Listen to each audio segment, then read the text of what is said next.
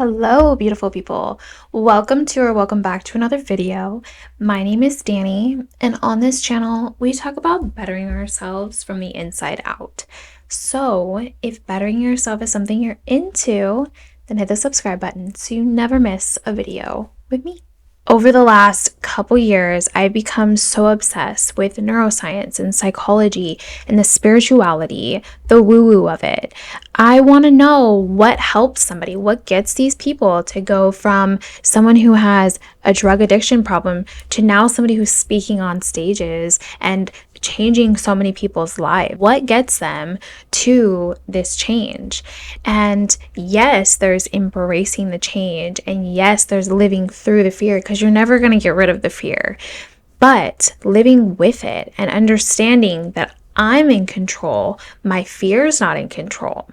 That's the biggest point here. So today I wanted to speak about that. I wanted to talk about how to really get in touch with that side of you in a way that feels real, because I know I've made many videos on this, and I know I've watched so many videos on how to really align to your best self, how to manifest your best self, how to jump into a timeline that gets you to become your best self.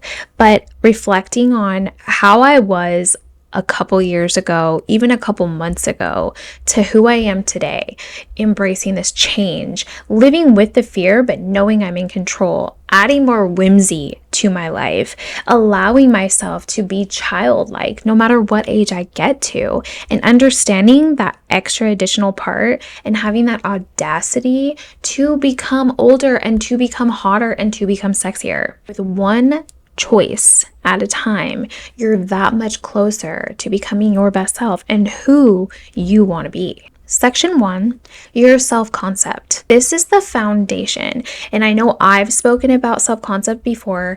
If you're unfamiliar with what your self-concept is, this is what it is. You will almost always act in alignment with who you believe you are. And this is your self-concept. There is a lot of information out there about self-concept. I know I've spoken about self-concept. I've watched countless videos trying to understand how to align your self-concept to a better version and really understand what it is. Your self-concept is a collection of beliefs. These beliefs are what you hold about yourself. So are you telling yourself, I'm naturally a confident person? Or are you telling yourself, I'm awkward? Are you telling yourself, I'm so smart, I'm so intelligent? Are you telling yourself that I'm just super unlucky? Are you telling yourself, I'm so disciplined? Now, whether those beliefs are true or not, right? Your brain is always going to make them true. It's going to look for evidence to support that. And this is why it's so important to take a list and a real good look and be so real with yourself on this. What is it? Who am I? Who do I believe I am?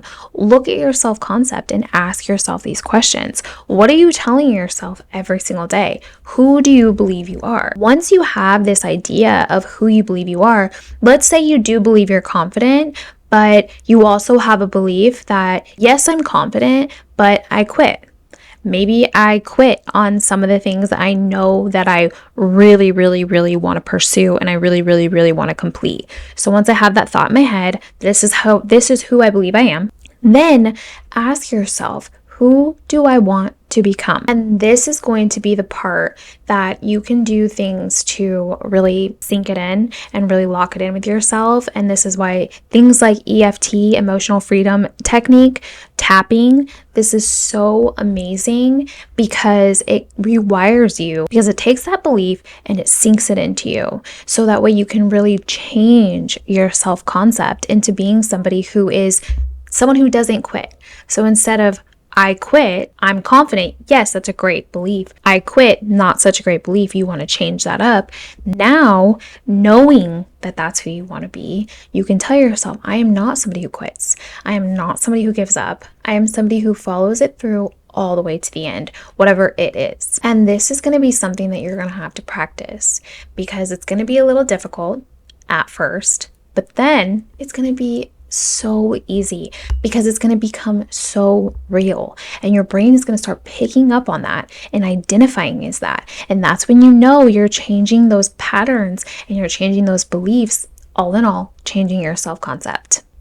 Section 2, your brain is always listening. I don't know how many times I have to say this because in every single one of my videos I say this, and it's very hard sometimes to even remember myself. There's times where I get down on myself, there's times where maybe things don't go my way, and my brain, I know, is always listening, but there might be something that pops through. I might be like, da da da da, whatever it is, and then I'm like, no, my brain is always listening, and I need to remember that. And one of the most amazing things in neuroscience is that we've discovered neuroplasticity, which means your brain changes through repetition. Every thought you repeat, every habit you repeat, every action you take will strengthen that pathway in your brain, which is amazing news because it's like you're not stuck. You've just trained your way. You've trained your brain to go a certain way, to do a certain thing, to act in a certain way and have a certain belief. You've trained your brain to do that. With knowing this, though, and understanding that neuroplasticity takes just a simple rewiring, that it might not be easy, but is very simple. Once you do that, you can understand you can be retrained. So instead of asking yourself, what can I do to be motivated? How can I be motivated? Instead of asking that, ask yourself this: how is it that somebody who naturally has motivation, what would they do? And this is going to help you so much with your self-concept because you're rewiring these thoughts about yourself. If you were that person who doesn't want to be a quitter, right? What is somebody who isn't a quitter? They're not going to give up. They're not going to stop no matter what comes in their way, no matter what problems might arise, no matter all the stress that's happening. If it's something that they truly, truly want to do, they're not going to give up. And that right there is going to be the change in the self-concept that we need. Section 3, heal the inner child. This is one of the biggest shifts for me. Sometimes we think we're lazy when we're just scared. Sometimes we think we're not good enough, but it's really beliefs we've been carrying for so long. If you go back to your younger years and your childhood and you think about it, and if you've had a rough upbringing or whatever the situation was, if you were neglected as a child, if you've had issues with your parents as a child, if you felt maybe you didn't have parents, the child, the inner you, learned how to survive in that way, in that manner. So she needs that support, she needs that love, and she needs to be told that she's safe now and she can heal her nervous system and she can become big, beautiful, bright, take up space. She doesn't need to shrink, she doesn't need to hide herself, and she doesn't need anybody else to make her feel safe because she could do that herself. That younger part of you learned how to stay safe in that moment. You know, maybe thoughts that she had were, I have to be perfect, I cannot take up space, or I have to make everyone happy around me. Whatever the situation is, whatever you think about when you think about your inner child and what she needed when she was younger, you can give that to yourself now. There are many meditations that go into inner child healing. There's hypnosis that I can help you with. There is EFT tapping that we spoke about before. And there's so many things that you can do to really allow yourself to connect to your inner child. Because here's the thing, knowing that those experiences happened and accepting them and moving through them is going to be the key factor in healing your inner child. Not pretending like those experiences didn't happen and suppressing it and thinking that now I'm an adult, so those things don't matter. That could be the biggest block that you're dealing with. You could be dealing with money problems because when you were younger, your parents had very bad money handling issues. They had no money. Maybe money was scarce. Maybe they thought everybody who has money is evil, and the list goes on. Maybe when it comes to relationships, you're scared to get into a relationship, so now you're on accident searching for men who are just like your father when your father was terrible.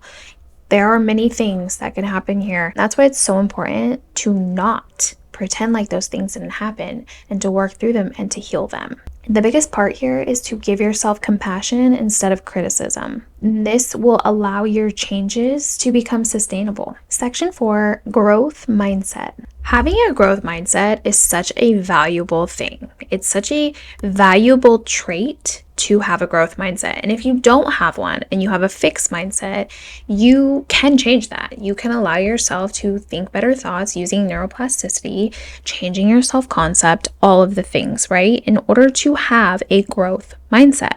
When you have a fixed mindset, you're kind of like, this is who I am, this is how I am, what if I fail, all the things, right? You don't really have this expansive idea of like someone with a growth mindset would think, what can I learn from this? I might have failed, but I failed forward, right? That's the growth mindset.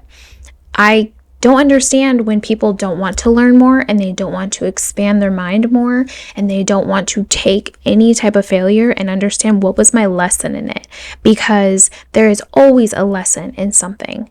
And even if it's something hard, of course, hard things happen and they just happen and they suck and it's horrible and it's hard and we learn to heal through them.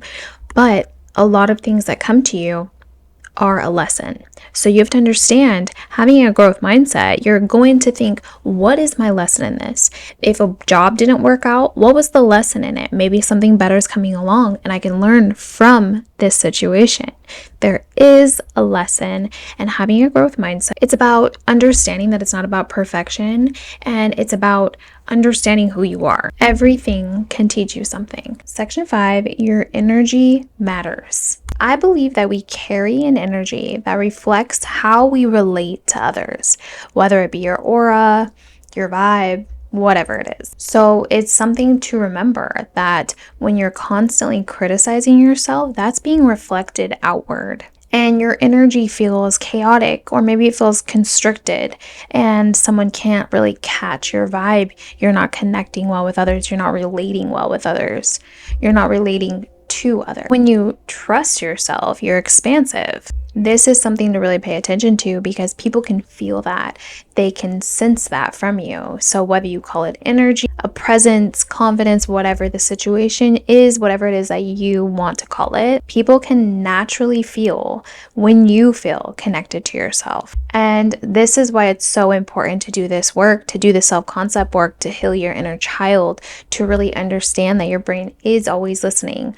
So when you feel magnetic, it's starting from within, and that is going to exude that energy outwards. And that's what we want. We want to be that type of woman, because not only is it showing you that you're magnetic, you're feeling that magnetism inside, and you're feeling so good, and you're feeling like you're healing, and your nervous system is regulated, and you just feel hot, you feel sexy, you feel good, right? But that is also translating to other people who can pick up on that energy and recognize, like, this woman, she feels good to be around because I know how much she loves herself. I could feel it.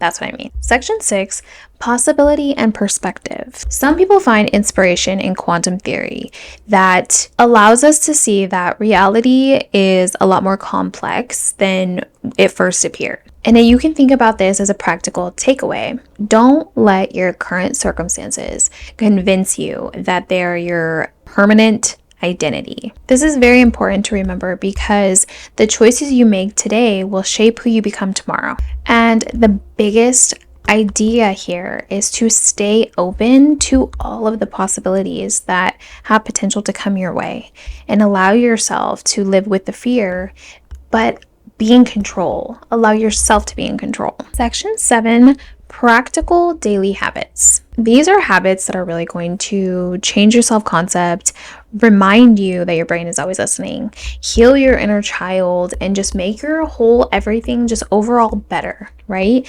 First thing, move your body.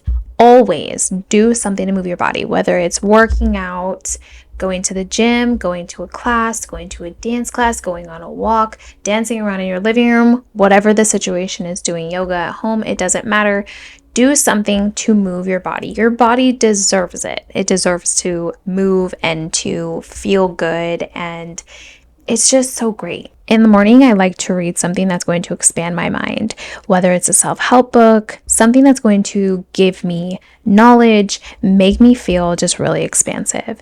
And then in the evening, I like to read something a little bit more fun, a little bit more whimsy. So, I mean, it's going to depend on what you like to read and what you like to do. You can read articles, you can read the Substacks online. You can read books if you want to. Whatever the situation is, read something that's going to expand your mind. Journal 1 page. Now, I know that there's a lot of things out there that talk about journaling and how, when you write down stuff you're grateful for and you're just journaling all these things, like it's not going to really connect to make any difference. But I disagree with that because I've been journaling for years and it feels so good. There are many ways you can journal. You can journal by scripting out your perfect day. You can journal by allowing yourself to really feel into the gratitude, maybe mix it into a visual type of meditation where you're looking at this and you're really feeling into that gratitude. Say you're feeling so grateful for your home, really feel into that. Feel the emotions, because it's going to take that journaling and it's going to bring it up a notch. Speak to yourself with respect, no matter what. Always, your brain is always listening. Allow yourself to have at least 5 minutes of silence. And I love to have silence as much as I possibly can. But it's nice that maybe sometimes when you're driving in the car, don't have any music. Allow your brain to rest. Allow great, wonderful ideas to come to you. This is only going to happen. Well, it's not only going to happen, but it really does have a chance to happen when you give yourself the ability to be in silence. You want to wake up earlier, have some time before your kids wake up, have some time just alone before the world wakes up. Maybe before bed, you do the same thing. Take some time for yourself and allow yourself to be in silence. Create something. Allow yourself to create. When we're creative, we're expansive, we're staying younger, our brains are staying sharp, and we're just feeling so good. So find something, whatever it is, experiment with this and create something. Another thing, keep your promises to yourself, even if it's just one at a time. If you tell yourself you want to start running in the morning, make that your promise to yourself. It's going to create so much more confidence and it's going to change that self-concept because you're realizing I am somebody who keeps promises to myself. Tiny promises become self-trust. Self-trust becomes confidence, and confidence becomes your identity. Section 8, audacity. This is something that a lot of people are starting to talk about more. I wrote an entire book on how to become your most audacious self. At some point, you're going to have to just be ready. You're not going to be able to just sit around waiting to be ready. The woman you're trying to become, she exists, but she won't exist until you get over being scared, you get over that fear, and you go for it. Have the audacity to go for it. Audacity is not the absence of fear. It's doing it anyway. It's deciding that your future matters more than your comfort. So thank you so much for watching this video, and I hope that you gained something from it. And I want to let you know that the fear will be there, but it's always about being in control. You're the one in control. You're the one making the decision. So decide to not be scared. Decide to not let the fear stop you. Don't forget to get your copy of my book. It's called Full of Yourself, a guide to becoming your most audacious self. I will put my Instagram right here on the screen if you wanted to DM me there. And if you have any questions about the video or you want to have a conversation or inquire about hypnosis, you can DM me there. And remember, you're not broken. It's your decision, okay? And until next time, love yourself boldly and live audaciously. Bye.